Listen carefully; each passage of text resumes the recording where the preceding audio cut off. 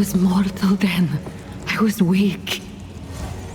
Then why did you never come look for me after your ascension? They told me you had died.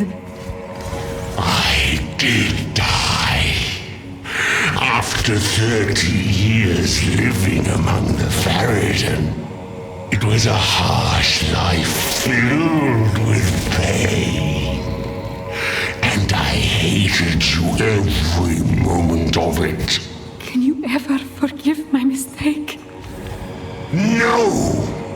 Save your breath for when my king arrives and lets the seed feast upon your flesh.